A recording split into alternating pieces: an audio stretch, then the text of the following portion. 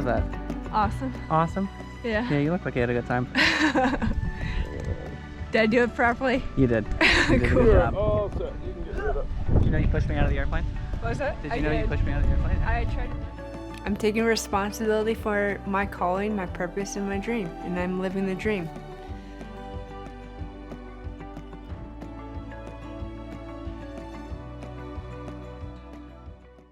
I'm currently in pre-production right now, so I'm making a show, a skydive show about people who found their purpose within their passion, and I discovered the difference through my own art. So your passion is for you, like skydiving is your passion, but what you contribute back to the world is your purpose. So you being a mentor, that's part of your purpose. You being you, like you have so many amazing things. I just scratched the surface of who you are. So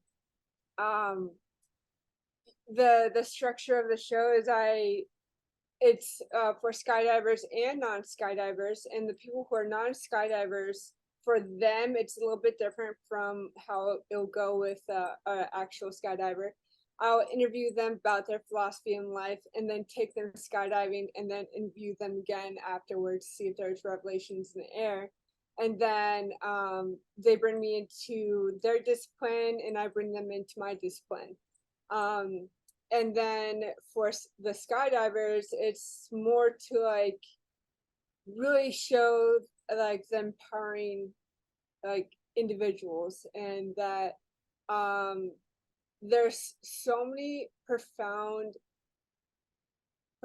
stories within the skydive world. Like I've immediately look up to my coaches as my heroes. Like their background story of like how they got there is just, it's so beautiful. So yeah, I'm a little bit nervous, sorry. Oh, you're good. This is awesome. But yeah, so I'm in pre-production, and I would love to invite you to be part of it. And at least a pilot episode, or if you would like to be a continuous part of the show. And I don't know if It sounds awesome. I'd love to help any way I can. And it's very rare we get to hear day rates because there's not a lot of money in skydiving. So that's a bonus. So yeah, happy to help. I currently have not raised the money yet. I want to find out people's rates and then raise money accordingly. So that's why it's very interesting. So I was in the snowboard world before this, and there's a saying called living the dream, and it doesn't matter if you are a bum, as long as you're snowboarding, you're living the dream. And it doesn't matter if your life was in shambles, as long as you're snowboarding, you're living the dream. And so originally the name of the show was Living the Dream. I might have to change the name because like that name has been used a couple times before. Yeah. But the same principle lies with the snowboard world. And my background is I lost 100 pounds, over 100 pounds, and last year turning 30, I call it turning 30 and fabulous. I want to celebrate life to the fullest and skydive. And before that, I was already in pre-production for my show, and the skydiving wasn't on the top of my head, and I went at a boogie. So all these they had the van come in where where you walk out the end of the plane, and I was with the sky van. The sky van. So I was with a bunch of pro skydivers with their height. They're excited, and there was no nervous energy. So I got a really beautiful experience, and I was really drawn to that energy. And that day, 3 people walked by without me sharing my vision. And they said, I'm living the dream. And that was a sign. I was like, there's something to that. And so I fell in love with the Andre, and I drove back to hang out with them 2 days later. And I was awake for 24 hours, and to wake up to drive 3 hours home, I decided to jump again. And this time he had me pull, he had me look and see how I pull at the right time. And I did that, and there was so much clarity in the air and so much peace where you're not, it's like a lot like snowboarding where you're not dreading about the past, you're not fixated on the future, you're completely present. It's like this beautiful meditation. And I was like, has to be my show. So that's why it is like, because before it was about like pro athletes and musicians and actors, and now that I'm getting my skydive license because I want to be a skydive videographer for my show and cinematographer. But then I realized you need 200 jumps to get there. And now I'm on the journey of, as soon as I graduate my AFF course, I get my 25 jumps, and from there I want to go into the 4-way competition. And I discovered you created that, so I just Well, not belly flying. That was before my time. I created 4-way VFS, which is the vertical discipline. Which, okay, that is amazing. Which is flying head down and head up, in same thing with the making patterns, but in the free fly orientations. That's amazing. So can you tell me your story and where you are currently in your life? And yeah, sure. So I have been skydiving for a long time. I'm a 3rd-generation skydiver. My grandfather started us all off in World War II. He was a paratrooper in the 82nd Airborne. And when he got out, he went on a canoe trip with my dad and my uncle. And while they were out on the river in Illinois, in rural Illinois, he heard a very familiar sound in the sky and heard the parachutes opening. And mind you, back then, this is when round parachutes were the thing. So he looks up and he sees these round parachutes, obviously not in a war scenario. So it was the sport parachute jumping. And he asked his boys, my uncle and my dad, if they wanted to go see. Well, they totally forgot about their canoe trip and just paddled their asses off to go check out these parachutes because it was so new, awesome, exhilarating, exciting thing for these boys. And they go out there and they see, while my grandfather is reminiscing and talking to the jumpers at the airport, and my uncle and my dad were stoked. And my dad was younger than my uncle, so my uncle got to jump straight away while my dad was picking up the parachuters, because jumping around parachutes, they would land all over the place. So he got a job packing parachutes, picking them up, and trying to figure out how he was going to jump. And he didn't want to wait. So he forged my grandfather's signature and he started jumping. And he and my uncle pioneered a lot in the relative work belly flying orientation way back in the late 70s, early 80s, and then just became well-known skydivers. So that is my origin. And I made my first jumps, let's see, it was 1982. I was 5 years old and my dad took me up tandem. And it was a lot different back then. We have a lot more rules and regulations than we did back in the early 80s. And so I did 11 tandems by the time I turned 11. And then when I was 16, I did my first solo jump. My dad just asked me one day after school, because I was in high school, if I wanted to skydive. And I was like, sure. So I went up and I did a jump and I was like, holy shit. Everything about that was awesome and amazing. And here I was as a kid, like, even though I had those tandems, I didn't really recall it. I think I was a little too young. And the memories that I have, I'm not sure if they're my own memories or from other jumpers who are around recalling the stories, right? So it's kind of blurred. of what my reality is, because it was just so long ago and I was so young. So I jumped. I did 3 jumps my first time. And although I loved it, I wasn't in love with the sport. And being 16, I just got my driver's license. And in high school, I was boy crazy and not really interested in skydiving.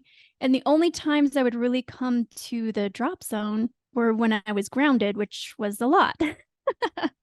I was a rebel without a cause. And every time I was at the drop zone, my dad would make me skydive, which to skydivers is like, what? Are you crazy? That's awesome. And to me, that was punishment. I'm like, I don't want to do this. I don't want to hang out with my dad.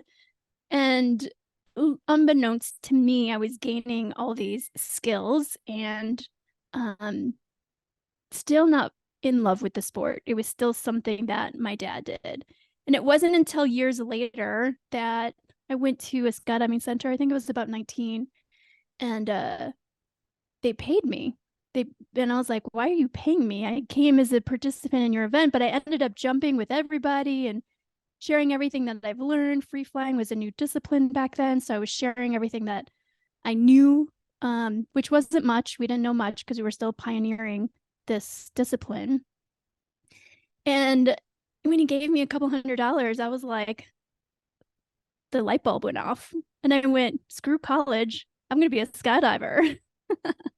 So I went off and became a skydiver. So that's kind of my origin story. It took me a while to like fall in love. And it even then when I was 19, it wasn't love at first sight. It was like this long, gradual fall in love, right? So I grew up around the sport. I didn't dream of flying. I didn't dream of being like Peter Pan. It was just a part of my life. So it coming to me, I don't remember that light bulb moment where I was like, oh my gosh, this is it. This is the fuel to my soul. You know, where I see a lot of people that are like, it's a huge shift, the big pivot in their life. I didn't have that. So it took me a long time. And then gradually over time, I keep looking back and I kept showing up to the sport. I kept learning things from the sport and bringing it into my day-to-day life, where now I'm 29 and a half years into the sport. From when I was 16, I don't count from when I did my first hand. I was way too young. And I have 26 world records in 5 different disciplines, over 12,000 jumps. I've been an instructor for 23 years. I'm on the Highlight Pro Skydiving Team. I'm also a USPA National Director. And I'm sure that, and I'm an author. I published my dad's stories, which captures a huge part of the beginning of our family history and a small sliver of skydiving's history. So that's kind of where I'm at right now. That's beautiful. I saw in one of your old interviews that you want to turn the book into a movie. Are you still interested in that? Yeah, we are pursuing that right now. So the options are out and we are making headway. We've been working on this project for quite some time, and fingers are crossed, hopefully. That's amazing. You've accomplished so many things, and you're a true hero in the world, and it's so amazing that I'm so new and so passionate to see. I don't know. It's just it's beautiful. Yeah, I was a rebel without a cause, and it's so true still in my life. There's different moments and series in my life, and the whole fact that I did not fall in love with the sport is kind of along those lines, because my grandmother used to tell me, it's in your blood, it's in your blood. And I'm like, whatever, you know, it was just something that we did and it was very normal. And it's interesting because having grown up in the sport back in the 80s, skydiving wasn't cool. It wasn't accepted. It was unknown, and it was considered something that you did if you were in the military or you served. The sport aspect was very new. So growing up, I was very much an outcast, because not only was my father a skydiver, he was also a drug smuggler. So I wasn't the cool kid in school at all. So there was a part of me that rebelled against all of that and identifying with that, because I felt that if I followed in my father's footsteps, that was kind of the brand that would be me. So that I think these were all subtleties, of course, in my young teenage mind were not the words in my head. It was just now looking back where I came from, that it was these knee-jerk reactions of not wanting to be like my dad. I wanted to be myself. And he was a charismatic, big personality in the sport. And I always felt like I was in his shadows. So when I was coming around and like, I wouldn't say I fell in love with the sport. It was just all of a sudden it just was. And because there's no defining moment of when that was, but I remember thinking, I was in an accident, skydiving accident, landing. It was totally dumb. I was really young and we were filming a show and a stunt for a TV series back in 1999. And they wanted me to crash land. Well, I do. And I broke my back. I broke my wrist because I had everything to prove, because I was known as Roger's daughter and I didn't want to be known as that. And I thought, oh, this could be my moment. And so I thought if I crashed and I stuck it and be great, people would know me for me. And here I am busted up in the hospital going, wow, that totally failed. And skydiving I wasn't natural. My dad was amazing and he was so fluid and beautiful in the sky. And my younger brother was in the sport, and here he comes up and then he's like this natural talent. And here I am just trying to figure it out. And my mind was like a ping pong ball. Do I want to do this? Do I not want to do this? Because here I am having to see this path. If I choose to become a skydiver, I'm going to have all these challenges of being known as Roger's daughter, Rook's sister, not having my own identity. And when I was in that hospital bed, I had a vision and I was like, I'm going to wear the color pink. I'm going to order a pink container, which was very rare because everyone was wearing, the classic 80s colors, brown and orange and olive green, mustard yellow. I'm like, okay, I'm going to wear pink. I'm going to have a pink parachute. I'm going to have pink pants. I'm going to dye my hair pink, because I want people to know me for me. And that's what I did. I had no idea that I was very good at marketing because I was branding myself and I didn't even know. And so I started wearing pink, and it was so interesting because it was a shift.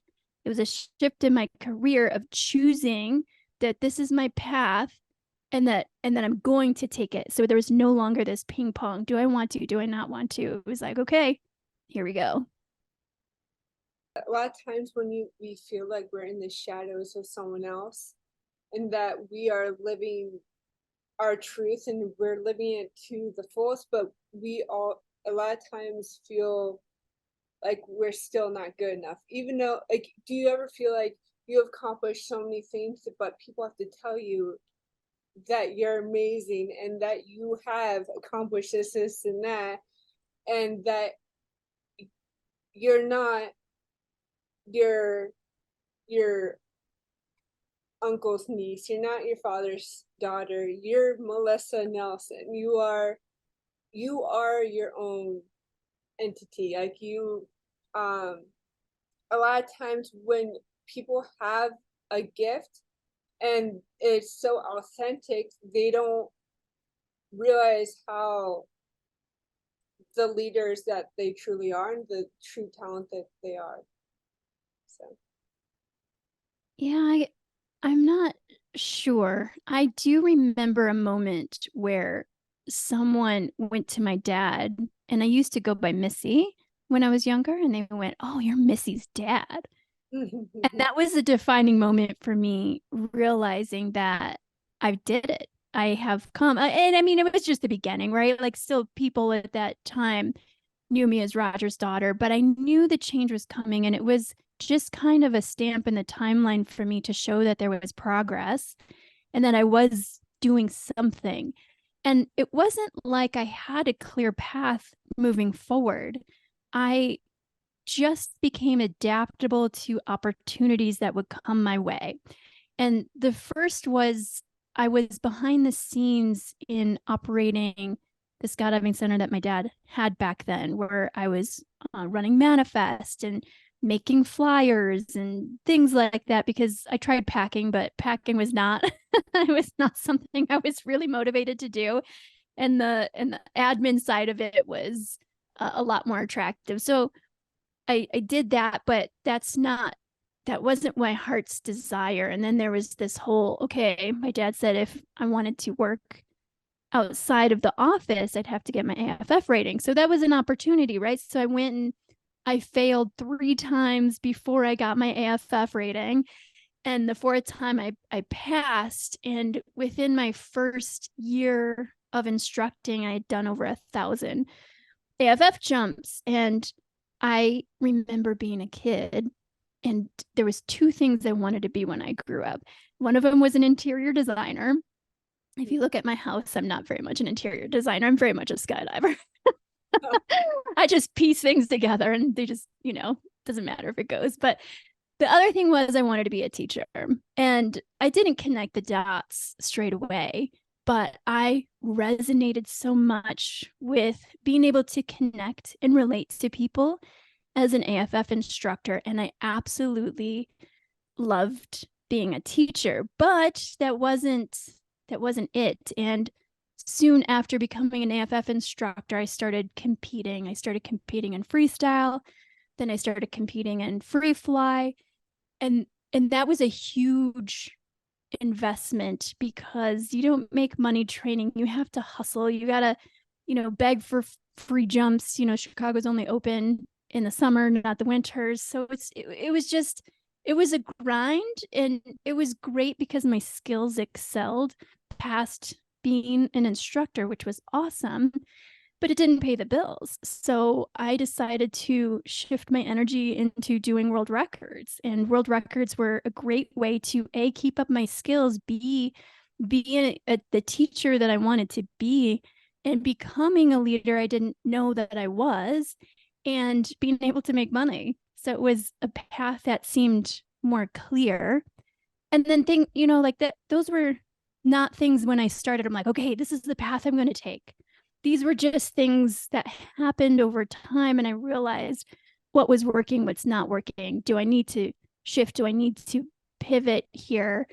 So I think those things started coming together when people started to recognize me for me. What's your current dream?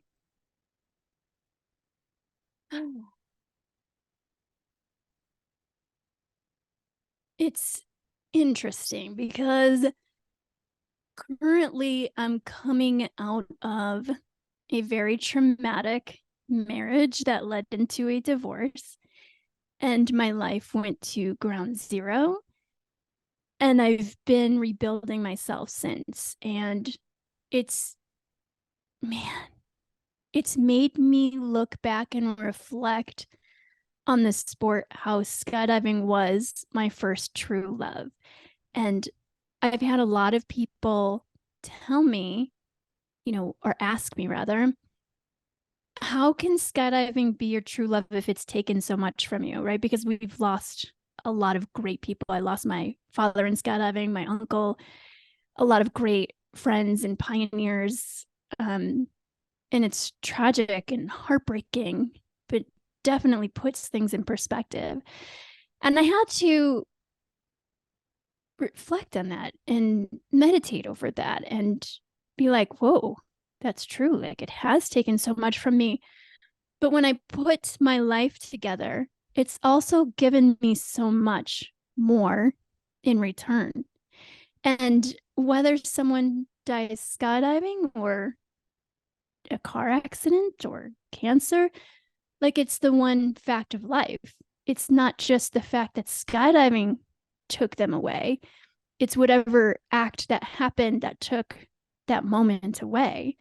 So I couldn't blame skydiving for taking, people away. So that was a big revelation. And the other one was I realized that we love hard, we play hard, and we lose hard. And that's skydiving is pretty intense. So I totally lost my train of thought after that. What was the question again? What's your current dream? And Oh, my current dream. Yeah, so being at ground zero and being in these moments of reflection, realizing skydiving was my first true love, even though that it has taken so much from me. I've been through several phases of burnout in the last 10 years. I wasn't in full-time skydiving. I was raising my son, taking care of a business, my ex-husband's business, and my hobby, and taking care of the house. Like, I was doing so much that there was very little space for skydiving in my life.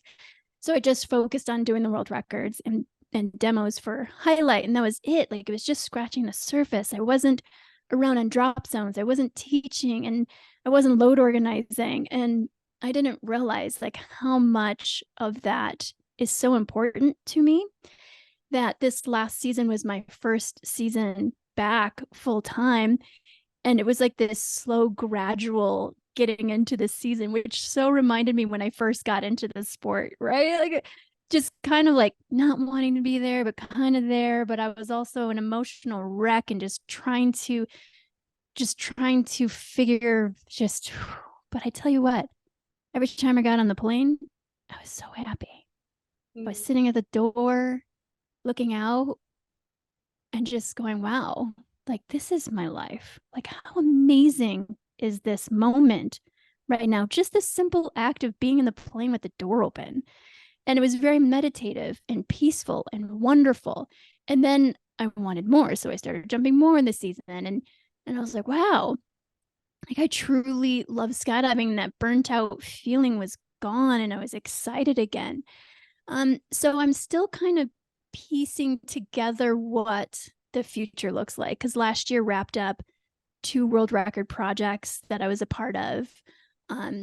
Highlight, I'm just a member of Highlight, so I'm just kind of at the mercy of whenever we do demos or a project or something like that. So I'm not really involved like in the behind the scenes of that. So I'm kind of at a blank slate right now, because it's been a few years of just focusing on my healing journey, finding my place back in the sport, and getting excited about it again.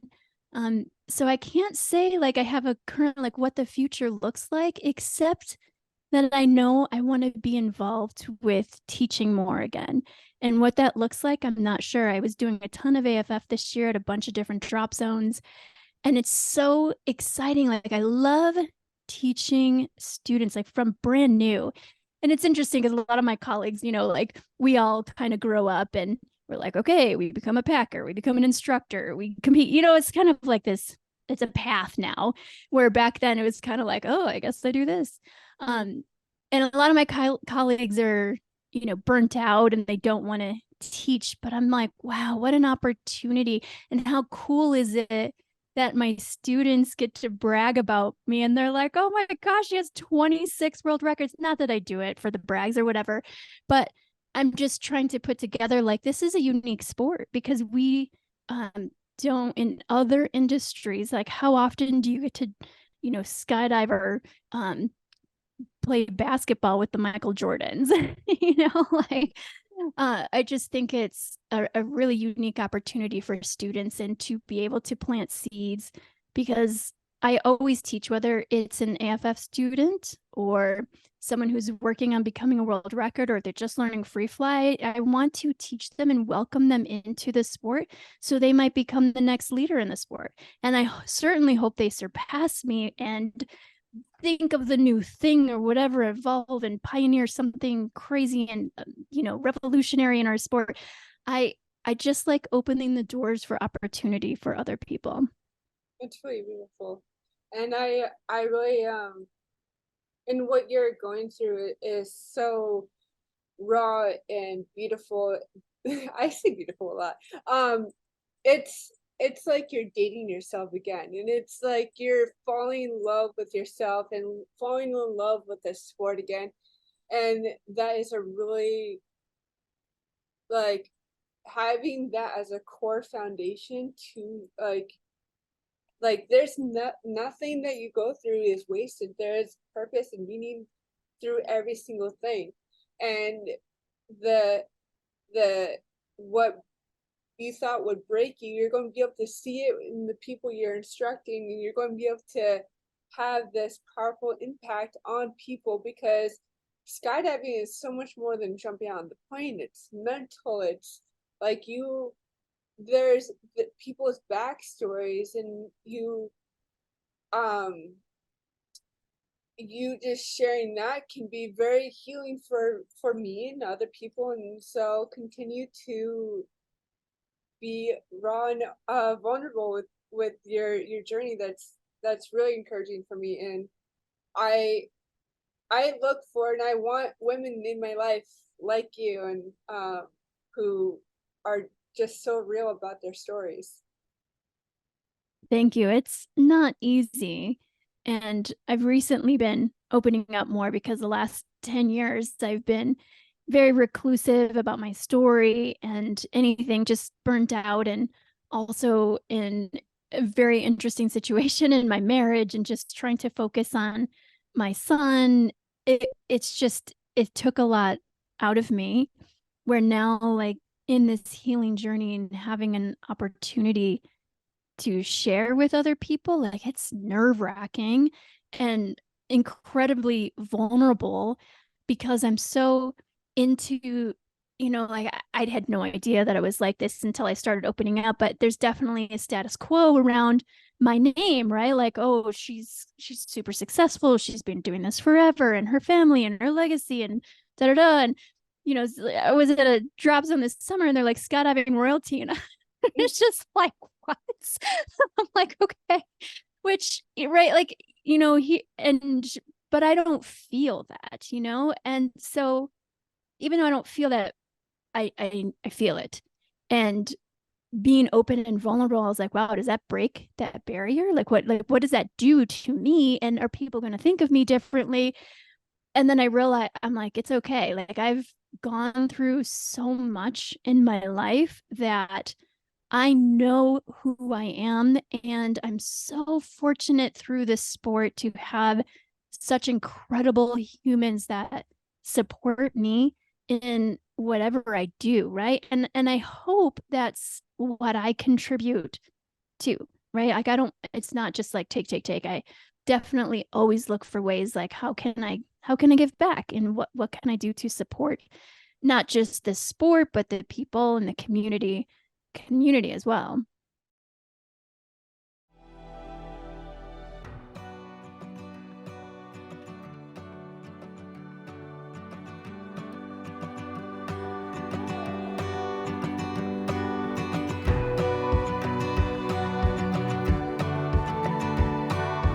What drives you to become your best self and live your dream?